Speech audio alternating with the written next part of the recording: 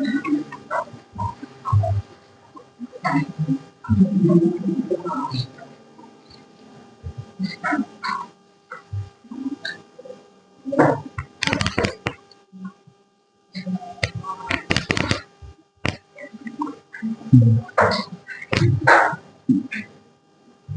लोग तरल संयोजी ऊतक के एक पार्ट रक्त के बारे में पढ़ रहे हैं, ब्लड के बारे में, है ना। तो रुधिर एक तरल संयोजी ऊतक है जो गाढ़ा कुछ चिपचिपा द्रव है। पहली प्रॉपर्टी इसका है कि ये लिक्विड जैसा गाढ़ा होगा, ठीक है, ये गाढ़ा होगा और चिपचिपा भी होगा। एक द्रव है, एक लिक्विड है, फ्लो होने का इसमें भी गुण है। यह लाल रंग का क्षारीय, क्षार क्यों है आपको बताए थे। पीएच स्केल जब 10th में हम लोग पढ़ेंगे तो उसमें पढ़ेंगे कि जब 7 होता है किसी पीएच स्केल का मान, तो वो क्या होता है, न्यूट्रल होता है। 7 से कम हो तो अम्लीय होता है और 7 से ज्यादा हो जाएगा तो क्षारीय। 8वां में भी आप पढ़ चुके हैं काफी कुछ इसके बारे में। तो पीएच 7.4 है, इसका मतलब ये क्या है, क्षारीय है ना, तरल है, जो संपूर्ण शरीर में विभिन्न अंगों एवं अंग तंत्रों के मध्य पोषक तत्वों, उत्सर्जी पदार्थों, हार्मोन आदि का परिवहन करता है। ये सारी चीज पोषक तत्व, जितना न्यूट्रिएंट्स हम लोग खाते हैं, उसमें जो न्यूट्रिएंट्स पदार्थ होते हैं, उन सब का हमारे शरीर के एक जगह से दूसरे जगह ट्रांसपोर्ट करते हैं, ये लेके जाते हैं, ढोके जाते हैं, समझे। ब्लड के माध्यम से ही हमारे शरीर के विभिन्न कोशिकाओं को मिलता है, अंगों को मिल पाता है ये, और फिर निष्कासन भी ये करते हैं। इसके अतिरिक्त यह शरीर के ताप का भी नियमन करता है, टेम्परेचर कंट्रोल से करता है ये हमारे शरीर का, है ना। इसका ये काम भी है एक कि ये टेम्परेचर को भी बनाए रखता है, टेम्परेचर कंट्रोल करके रखता है। ये एक प्राकृतिक कोलाइड है। कोलाइड क्या होता है, आप सॉल्यूशन चैप्टर में एगो कोलाइड चीज पढ़े थे, ब्राउनियन गति, कोलाइड, ये सब था उसमें, समझे।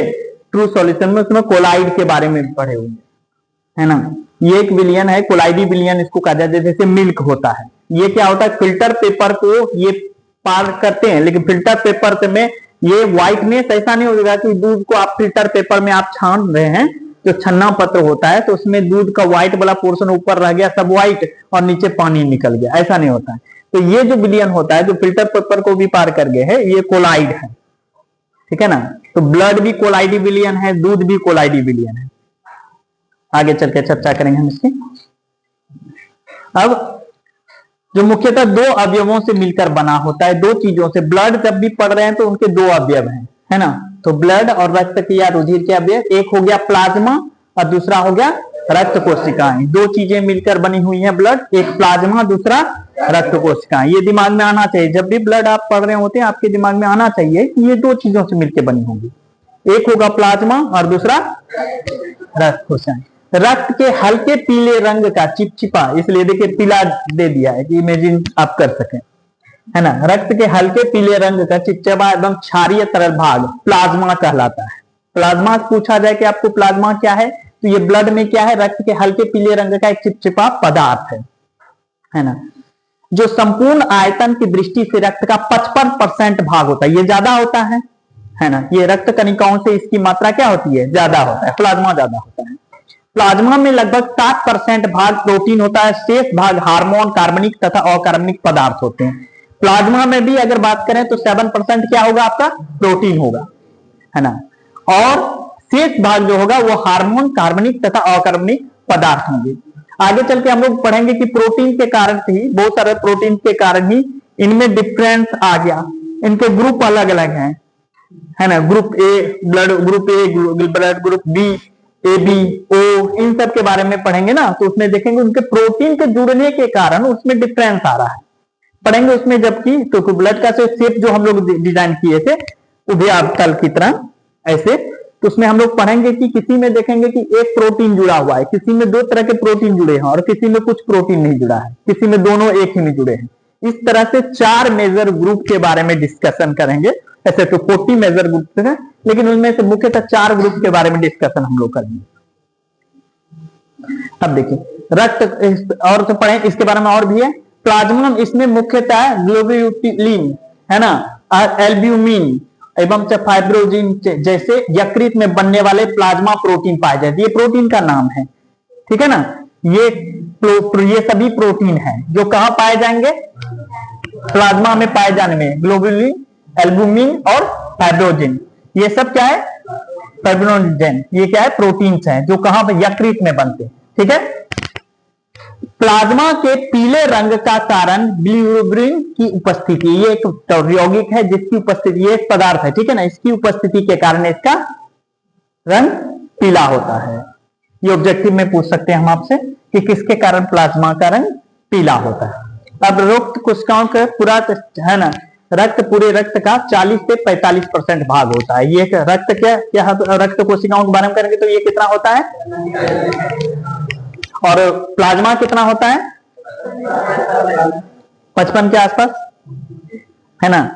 50 से 55 बोलेंगे, या इसको रक्त की कोशिकाएं 40 से 45। लाल रक्त कोशिकाओं के बारे में पढ़ें, इसको इरिथ्रोसाइटिस भी बोला जाता है ना, इरिथ्रोसाइटिस। इसमें दो वर्ड है, एक इरिथ्रो है ना, और दूसरा साइटिस। इरिथ्रोस मतलब होता है रेड कलर, लाल, है ना, ग्रीक वर्ड है, इसका मतलब होता है लाल, और साइटिस मतलब होता है सेल, है ना। तो लाल कलर के सेल के कारण इसका एक अलग नाम दे दिया, इरिथ्रोसाइटिस, है ना। में एक स्वस्थ व्यक्ति में आरबीसी की संख्या 50 से 40 लाख प्रति mm क्यूब होती है। mm क्यूब क्या है? उसके आयतन को डिफाइन कर रही है, ठीक है। mm क्यूब उसके आयतन को डिफाइन कर रही है।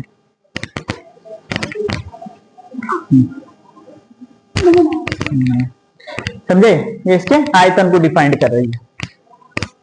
तो 1 मिलीमीटर क्यूब आयतन में ये लगभग कितने होंगे? 1 मिलीमीटर आयतन में इनकी संख्या कितनी होगी? 50 से 44 लाख होंगी। इतने छोटे जगह पर ये 50 से 44 लाख की संख्या में कण होंगे। 1 मिलीमीटर क्यूब के आयतन में इनकी संख्या होगी। बहुत ज्यादा ऐसे भी दिखाई तो नहीं देते हैं, ऐसे खुली आंखों से आपको कण नहीं दिखाई देते हैं, ब्लड का कण नहीं दिखाई देता है। तो सोचिए इतने छोटे आयतन में ये इतने संख्या में होते हैं। परिपक्व आरबीसी में केंद्रक नहीं पाया जाता है। जो पूरी तरह विकसित हो चुके हैं, परिपक्व हो चुके हैं, उनमें सेंटर नहीं होगा। तो इसका मतलब बहुत विकसित में होना चाहिए, है ना। तथा इनकी आकृति उभयावतल होती है। फाइनली जो पढ़ेंगे उसमें पढ़ेंगे कि ये उभयावतल, उभयावतल मतलब इधर भी धसा हुआ और इधर से भी धसा हुआ, दोनों तरफ से धसा हुआ, ऐसी आकृति उभयावतल कहलाती है ना। उत्तल में दोनों उठा रहेगा और दोनों तरफ से यदि धसा हुआ पार्ट रहे तो इसको उभयावतल करेंगे। देखने पर ऐसे लगता है, जब इसको ऐसे दिखेगा तो आगे अंदर भी प्लेट जैसा धसा, इधर से भी प्लेट जैसा धसा, इस तरह की आकृति। इनका निर्माण वयस्क में अस्थि मज्जा में होता है, बोन मेरो। अस्थि मज्जा जानते करते हैं, है ना। हड्डियों में एक नर्म जो है स्पंज लाइक जो है, स्पंज की तरह जो है ऊतक की एक संरचना होती है, उसको अस्थि मज्जा कहते हैं। हड्डी में बोन मेरो कहा जाता है। बोन मेरो ट्रांसप्लांट का आप सुने होंगे, जब कोरोना था तो जो व्यक्ति स्वस्थ हो गया, कोरोना से ठीक हो गया, जिसकी शरीर ने एंटीबॉडी बना दी, उसका बोन मेरो जो है वो ट्रांसप्लांट किया गया। लेकिन किसको? एक अस्वस्थ व्यक्ति जो नहीं ठीक हो रहा था, जिसकी बॉडी एंटीबॉडी नहीं बना पा रही थी कोरोना के प्रति, उनमें ट्रांसप्लांट किया गया और वो ठीक हुआ, है ना।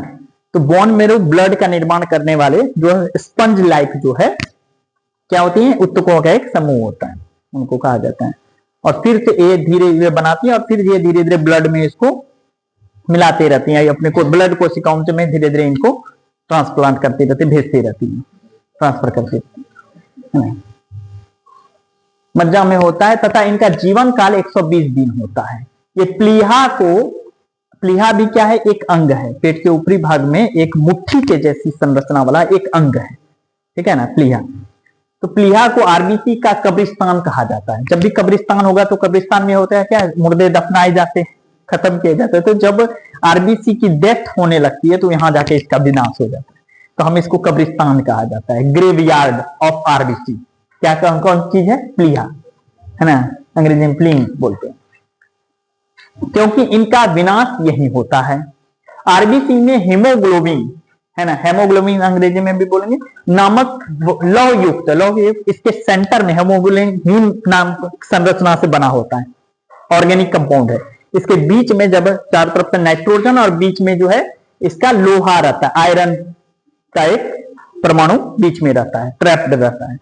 तो आरबीसी में हीमोग्लोबिन है ना नामक लौह युक्त लाल श्वसन वर्णक ऑक्सीजन को ट्रैप करता है, इसलिए इसको श्वसन वर्णक पाया जाता है, जो इसके लाल होने का कारण होता है। तो क्यों ये लाल है? हेमोग्लोबिन के कारण। हेमोग्लोबिन में कौन सा तत्व पाया गया है? कौन सा मेन तत्व है इसमें? कौन सा धातु पाया गया? लोहा, लौह, आयरन, लौह युक्त, इसलिए यहां लिखा हुआ है लौह युक्त, है ना। यही वर्णक O2 एवं CO2 से जुड़कर इनका परिवहन करता है। जब ये ऑक्सीजन से जुड़ता है तो ऑक्सी हीमोग्लोबिन बनाता है और एक जगह से दूसरी जगह ऑक्सीजन को लेके जाता है। सांस लेते हैं तो ब्लड में मिक्स होता है और ये एक जगह से दूसरी जगह ऑक्सीजन को सप्लाई करवाता है जहां इसकी डिमांड होती है। ममाल्स स्तनधारियों की लाल रक्त कणिकाओं में केंद्रक अनुपस्थित होता है। ममाल्स जो होते हैं, स्तनधारी किसे कहते हैं? जो अपना दूध पिलाते हैं, जिनके शरीर पर नरम जो रोए होते हैं, तो इनको ममाल्स कहा जाता है। जितने में स्तनधारी जीव हैं जो दूध पिलाते हैं अपने बच्चों को, है ना। केसरू जीवों की, वर्टिब्रेटा जिसको बताया, तो उसके केसरू जीवों की एक श्रेणी है। केसरू जीव वैसे जीवों को कहा जाता है जिनमें बैकबोन होता है, रीढ़ की हड्डी पाई जाती है। तो रीढ़ की हड्डी जो बॉडी को सपोर्ट करने वाली रीढ़ की हड्डी होती है, वो अगर पाई जाती है, उसी में एक श्रेणी आता है ममाल्स, स्तनधारी, है ना। तो ये स्तनधारी जीवों की बात कर रहे हैं जो दूध पिलाते हैं, है ना। लाल रक्त कणिकाओं में केंद्रक अनुपस्थित होता है, परंतु ऊंट एवं लामा में केंद्रक पाया जाता है। उनकी कोशिकाओं में रेड बने। ऊंट और लामा भी उसी तरह का एक जीव है, आप है ना सर्च करके देख लीजिएगा, उसमें लामा भी आपको मिल जाएगा, एक जीव है। उसी तरह पाया जाता है, मांसल जीव होता है थोड़ा सा हल्का सा, तो लामा। तो इन दोनों के जो कोशिकाएं होंगी उसमें वो केंद्रक पाया जाएगा। अब इस बात को हम संक्षेप में जो याद करने वाली चीजें, इतनी चीजें हैं, इनमें से भूल भी जाए तो कुछ बातें शॉर्टली याद कर सकते हैं। देखिए ये इसका डिजाइन है ना, बीच में धसा हुआ और चारों तरफ ये उठा हुआ पार्ट हमने दिखाने की कोशिश की है यहाँ। दूसरा, इसको अगर इस तरह से, अगर ये ऐसे दिख रहा है, यदि इसको यहां से ऐसे दिखने की कोशिश करें तो ये इस तरह से दिखेगा आपको। ये इसका डिजाइन है, ठीक है ना। रेड ब्लड सेल कॉर्पस के, है ना, लाल रक्त कोशिकाएं। एक बच्चे के जन्म के पहले प्लीहा या यकृत में ये बनता है, ठीक है, और जन्म के बाद लाल अस्थि मज्जा में रेड बोन मैरो में बनता है। ये बात आपके दिमाग में रहनी चाहिए। जीवन काल इसका 120 दिन होता है या 4 माह बोलेंगे, 4 महीने का, है ना। मृत्यु प्लीहा में होती है, तिल्ली में। 2 बातें याद कर सकते हैं हम। प्लीहा तिल्ली को आरबीसी का कब्रिस्तान कहते हैं, प्लीहा को ब्लड बैंक भी कहते हैं, ठीक है ना। ये ब्लड बैंक का भी काम कर रहा है, क्योंकि बच्चे के जन्म के पहले ये प्लीहा में यकृत में भी बनता है, स्टोर भी रखता है, और ये क्या करता है, प्लीहा क्या करता है, उसको वहां से सप्लाई भी करवाता है, मतलब वहां से उसको प्यूरिफाई भी करवाता है। तो ये जो है, इसलिए इसको ब्लड बैंक भी कहते हैं। ब्लड बैंक का क्या काम है? स्टोर रखना, ब्लड को स्टोर रखना। संख्या क्या है? 45 से 55 लाल प्रति, है ना, प्रति लाख हो गया, यहां लिख लीजिएगा 55 लाख लाल हो गया है, 55 लाख, है ना, प्रति mm क्यूब। mm क्यूब बताए थे 1 मिलीमीटर क्यूब में, ये आयतन के लिए इंडिकेट करते हैं। 1 मिलीमीटर क्यूब आयतन में 45 से 55 लाख इनकी संख्या होती है ना। रंग लाल होता है किसके? हेमोग्लोबिन के कारण होता है लाल रंग। और कार्य क्या होता है? गैसों का परिवहन। पीछे भी पढ़ चुके हैं, CO2 और O2 को ये एक जगह से दूसरी जगह लेके जाते हैं। इतनी बात कम से कम आपको रेड ब्लड के भी कम से कम याद रहना चाहिए, है ना। ये जब आप याद रखेंगे तब आपको आगे की चीजें समझ में आएंगे कि आरबीसी या WBC में वर्क क्या है, दोनों में डिफरेंस क्या है, समझे। ये तब याद रखिए जब इसमें, तो ब्लड के बारे में कम से कम इतनी बात याद रखिएगा।